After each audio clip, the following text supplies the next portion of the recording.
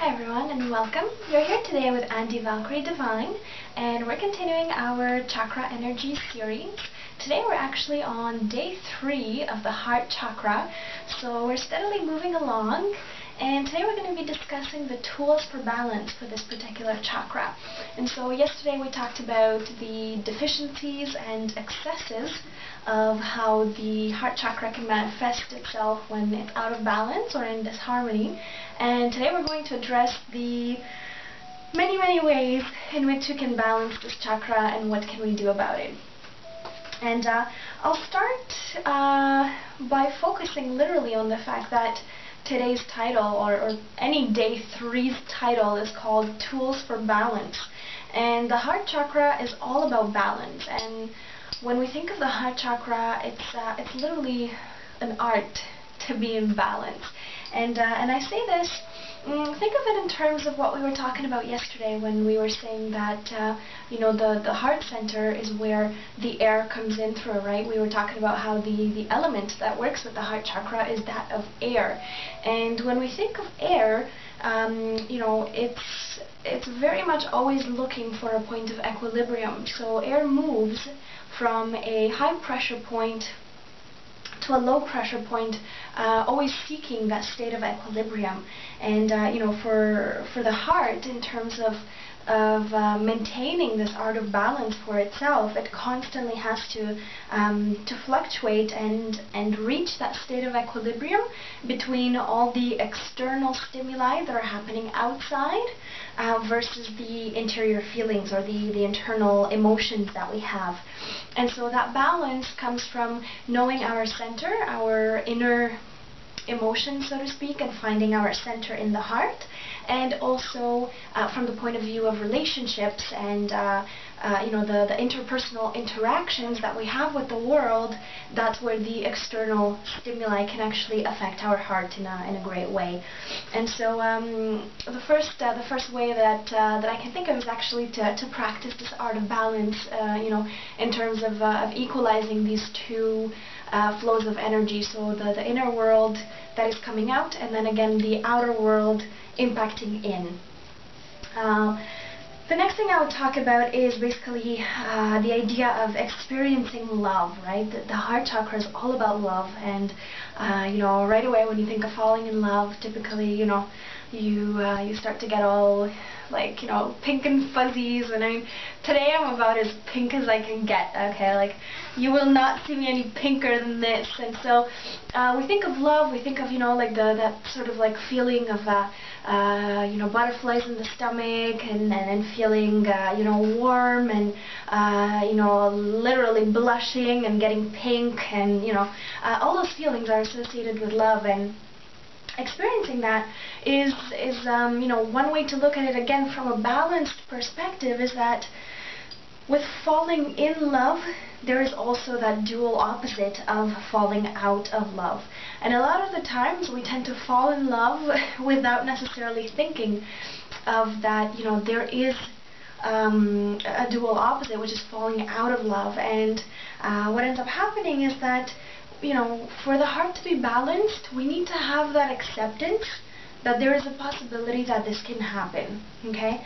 And so what the best outcome would be is that when you enter into a relationship and you're falling in love with someone, it's not like you can control it, it just kind of happens, right? And then your heart center is pulling, and you can feel the love, and you're, sort of like that rush, that feeling, the blushing, the butterflies, all that. And that's totally cool. The only thing that, I would suggest is, again, just having that sense of acceptance that it's okay that, down the line, you or your partner can have a change of heart. And, this happens a lot, and there's nothing wrong with, with partners having a change of heart, and it's the natural course of things. It's just that, when we enter relationships with a fear of that happening, that's when we start to get into, we're kind of engaging into a fearful mentality, or we get into this kind of energetic vibration that when we fear breaking up, or when we fear that we might lose our partner, or there's a falling out of love that could potentially happen, we tend to engage in feelings of like jealousy or possessiveness, or obsessing over your partner, restricting the partner's freedom, all those kinds of things, and that kind of sinks into a more primal state of being, which I would associate with the sacral chakra. So again, you're going back down towards a more primitive state of being. So you're not in that state of expansiveness anymore. You're working from a center of fear. So again, we want to focus on working from a center of love and understanding that no matter how the relationship might progress, that it is with total acceptance that we walk into it and possibly out of it as well. So that's another aspect that we can think of having a balanced heart chakra. The next one is really, hand in hand is the idea of having a balanced sense of love. And then I say that because we want to accept, first of all, ourselves as we are. So remember, I was talking yesterday about that idea of self-love, right? We need to start with ourselves and have that personal acceptance that, however we are is how we are, and that's totally perfect and fine.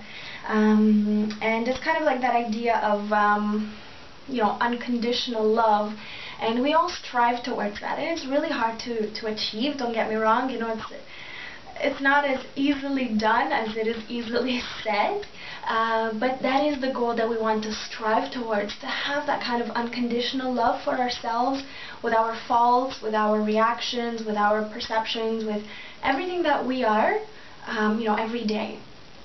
And what ends up happening is that when you have this self-acceptance for yourself, what others say or what others do doesn't influence you as much, because you're in your own center. And so you have that stability of being you, of accepting you, of loving you and yourself. And so, it's much easier from that perspective to really stay in your center, as opposed to having others influencing who you think you are or who you should be, or having people's reactions feel like you're being threatened, right? So that would be another thing that I would suggest. Now, if we're talking about the external stimuli that I was referring to, one thing to really explore is actually to engage in relationships. So remember yesterday I was saying how sometimes we might try that once and we get hurt and we get scared and we become isolated and lonely, and that perpetuates a deficient heart chakra. And so what I would suggest is this idea of not being scared to have interpersonal relationships, with others, and however that feels right for you, and go and pursue it.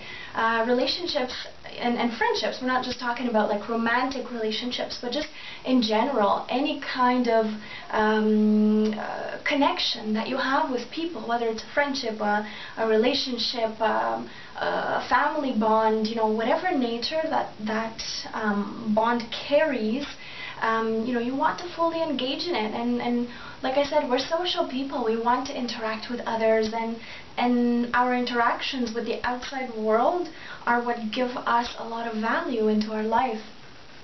And I would mention that when we engage in romantic relationships, one thing that happens a lot is we want to be able to still remain in our center and be autonomous, meaning that, we're still our own individual, we're still in our own center, but at the same time, what happens is you're sharing yourself with that other person. Okay, so again, we're talking about that fine point of balance, which I totally get is hard to achieve, but in the ideal world, we're looking at, like I said, just balancing these two aspects out, okay? So again, you're being autonomous, being your own self in your own center, living your own purpose, but at the same time sharing with that other person, and of course vice versa, right? The flow has to be fair and honest. And I think another thing that that this helps is that you know, in a balanced relationship, you can be you, and you can also, because you have that acceptance, you can allow that other person that you're with to be themselves while you two are together in this relationship. And that's the best gift that you can offer both yourself and that other person.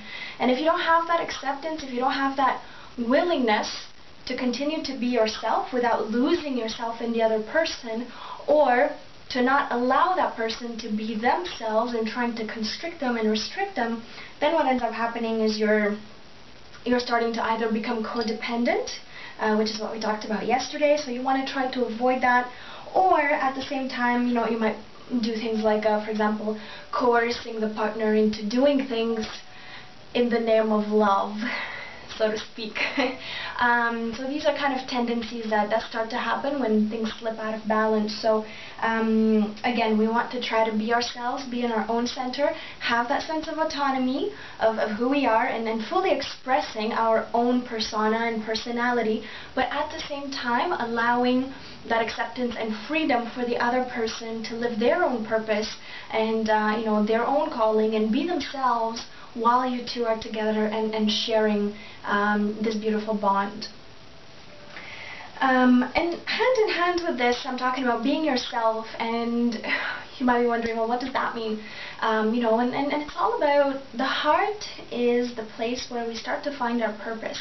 We start to find out, you know, what is it that we're meant to be doing in this life. And when we live out our purpose, there's a certain balance, a certain sense of peace, which has to do with the heart, that just encompasses our overall life experience. And one thing that would really help there is to meditate a little bit and start to analyze sort of, you know, what are things that you need to let go of that do not serve your purpose. Okay, so those could be sort of societal values, beliefs that basically dictate how you should be, who you should be, you know, how you should behave, those kinds of things. And so, you know, you want to try to follow your own purpose, discover your own center, which again is that balance point that is at the heart of everything.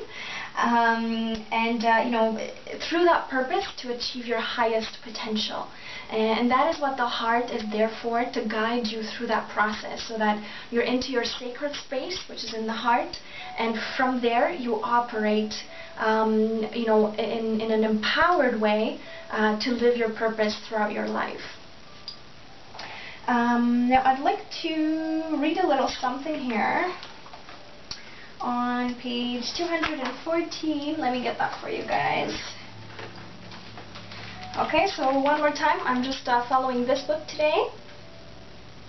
Okay, and it's just in relation to what I was talking about, letting go of these societal values and beliefs. And so the book says here that chains, restraints, and restrictions are only recognized as such when the individual grows beyond the need for them. Before this point, they offer security.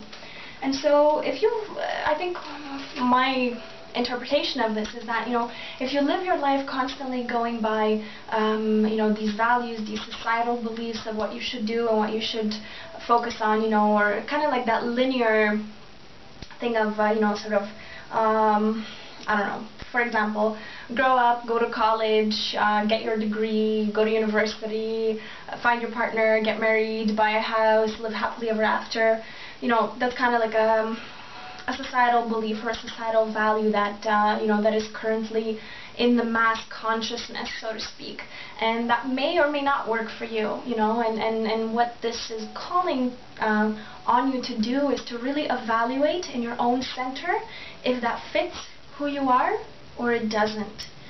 And, you know, sometimes we stay stuck in these patterns because they make us feel safe. You know, that, oh yes, I should do this, oh yes, I should work that way, oh yes, I should get my degree. If I get my degree, you know, I'm going to get a better job and I'm going to make more money, and so on and so forth. And they provide this illusion of safety, you know, but again, sometimes being stuck in these, there's restrictions on what really is here, and sometimes because we grow up in these restrictive or societal based values, we end up forgetting to tune into what our heart really wants. And you can feel right away if you're not living your purpose, you're probably not happy where you are, and tuning into your heart and really focusing on what it is that would make you happy, what is that desire that just fuels you, that just makes you go, it's like the biggest passion of your life that you can possibly think of that you want to manifest. That's your heart's desire. And if you're not following that, then chances are that, you're feeling a little out of balance from the heart, and you're not really, fulfilling your life's purpose.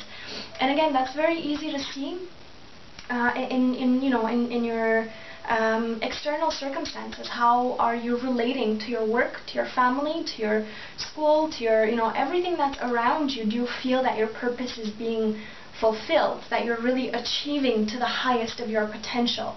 If you're not, start questioning why that's not happening. So that's what I wanted to read for you guys here.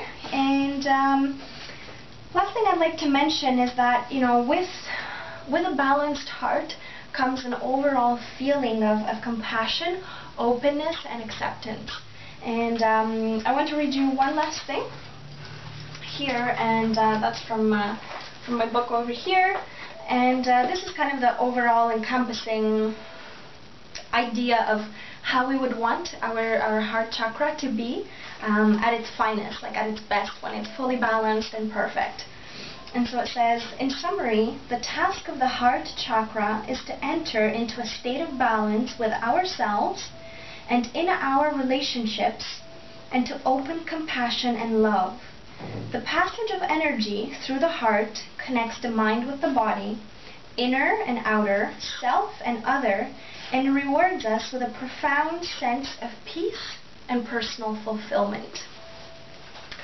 So that resumes a little bit of the balancing. Now there's so many crystals when it comes to the heart chakra, because we have two different colors, right? We have the pink and we have the green. And so what I'm going to do is I'm going to make a list of all the crystals that are coming up for both of these two color correspondences.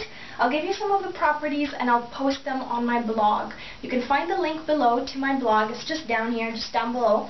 And what I'll do is I'll just show you a couple right now in the video. And like I said, I'll give you the list on my blog. Please don't forget to subscribe. What I'm doing right now is I'm giving you 2 freebies if you subscribe to my blog. So you get a meditation with me, and you get a PDF booklet with the basics for this particular event that Tamara and I put together. So again, if you'd like to sign up, please go down below. The link is there, and you can get the list to the crystals. You can get my 2 free goodies.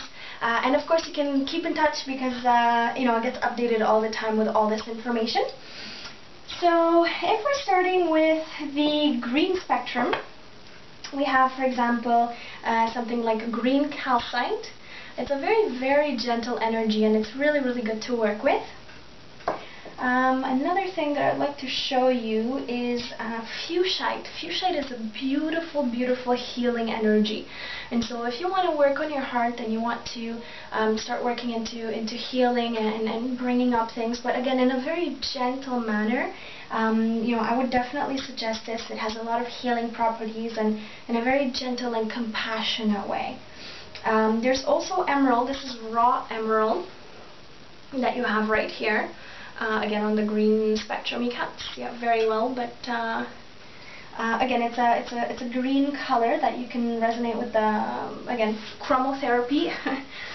And another one that I'd like to show you, this one's a bit more expensive. It's not as easy or as cheap to get as the other ones, but it's definitely potent, and it's called dioptase.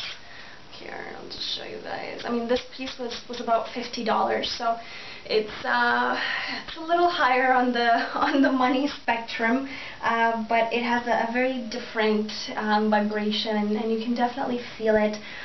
It's very compassionate, very forgiving. If you're looking for forgiveness, compassion, you know, that overall sense of peacefulness and acceptance for what is, dioptase is really, really good for that. So these are just some of the crystals for the, you know, for the green spectrum. The typical one for the pink spectrum is rose quartz. So I have here a raw piece of rose quartz. And again, very, very gentle energies. And here I have a double terminated Vogel wand, so to speak. Don't have to worry about that too much, but again, it's made of rose quartz. It's very potent, but again, in a gentle fashion. And you know, you can do as you do always with the crystals, is you can either wear them, you can meditate with them, you can place them on your heart chakra if you're laying down and just let them sit there for a bit. You can take a bath with them. You can carry them in your purse, put them in a mojo bag. You know, there's so many ways to use crystals for this. And I'll show you one more. This one is Rhodonite. I know this particular one is very light. Typically Rhodonite is a little bit darker. However, it does have a lot of black spots here. And so Rhodonite is really good. Rhodochrosite is very similar to this, but there's no black. Typically it's just pink and white. You know, there's ruby, there's all kinds of crystals for this chakra.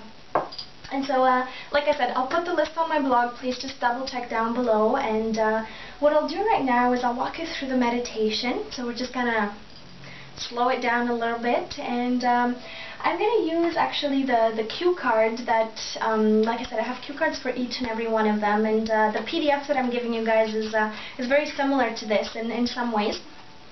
And I'm just going to let you focus on this for a little bit, and we'll just go through the meditation, alright? So I'm just going to get up here, and I'll just hold the card down for you guys. If I can. And don't worry about the writing, we just want to look at the picture. So we're just focusing on this picture. I'll have this on my blog as well. Okay, so I'm just going to ask you to breathe slowly but surely. A few times, just relax. You can either close your eyes, or if you'd like, you can just meditate with the picture. I know it's a little bit out of focus, but it doesn't matter. Ideally, you kind of want to look at it with eyes that are half closed anyway, and so I think that's totally okay. Okay, and just relax for a bit, slow your breath. So we're going to take a few breaths together, and so we'll go in through the nose, and out through the mouth.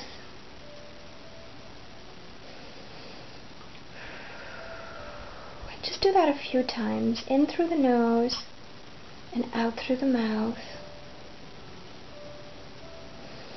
In through the nose and out through the mouth. And just slowly focus your attention on your heart.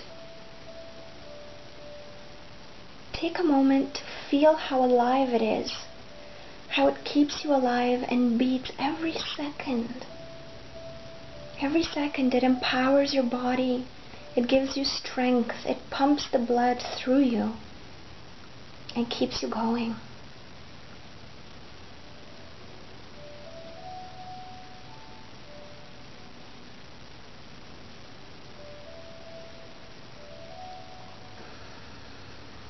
So just relax and tune into your heartbeat. Feel that thump in your chest. And be filled with marvel at how beautiful it is that you're just alive, that your heart is beating. It's literally the essence of your own life right there in this particular center. And not only is it life, but it's also love. This is your center of love, that point of balance. And feel it radiating, whatever color it's radiating, whether it's green, whether it's pink, whether it's a combination of both.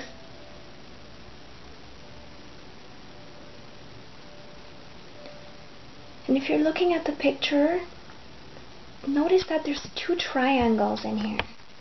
One triangle is pointing up and one triangle is pointing down. And the middle ground is where your heart is. It's that interplay between the higher chakras, which is the triangle pointing up, and the lower chakras, which is the triangle pointing down. And in between there is your sacred space. And so allow that sacred space to fill up with love, acceptance, and compassion. Take a moment and just say to yourself a few times, I love myself. I fully and unconditionally love myself. And see what comes up. And take a minute and just let it come.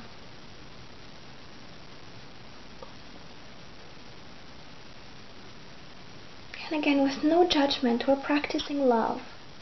And so whatever comes, thank it for coming up. Thank it with all your heart. And then let it go.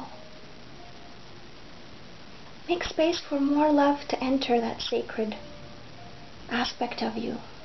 That sacred seat of love and compassion and forgiveness. We're talking about self-forgiveness, about self-love, self-acceptance. That's where it all starts. That's where it all starts.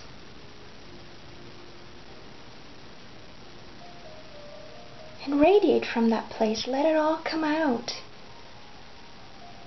Feel it. Pink, powerful beams of light filled with love, filled with forgiveness, compassion for others. Not only for ourselves, but for others. This is our relationship center. So let us forgive everything that happened in the past, and be open to a beautiful future. To rewarding relationships, loving, balanced ones. Call them in. Call them in. And if you're not ready for that, call yourself in and bring that to yourself.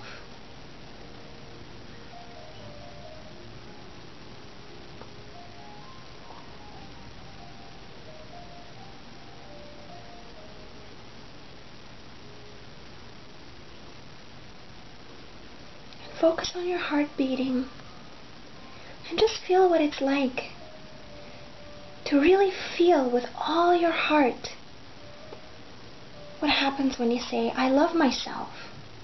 Because when you're free, when you allow yourself to let go of the judgment, of the jealousy, of the possessiveness, of the clinginess, of whatever emotion is holding you down and blocking the center, at your very core, you are love.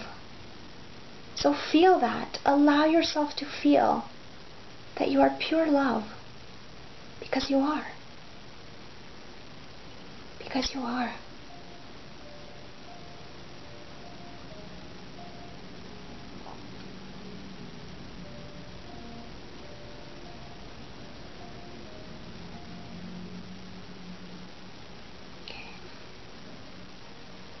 So continue to breathe slowly and start to bring your awareness slowly outwards.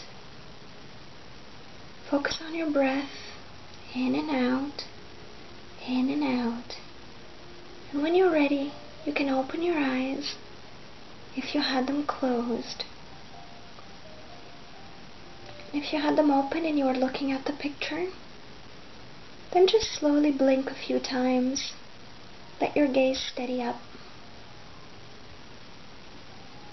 And bring your awareness in the present.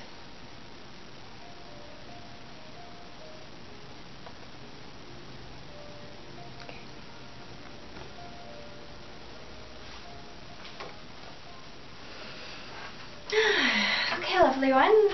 So that's it for the meditation. And so I hope you enjoyed it. I really felt that. I thought it was really, really powerful. And you can go through it at any time that you'd like. And so that's it for the heart chakra.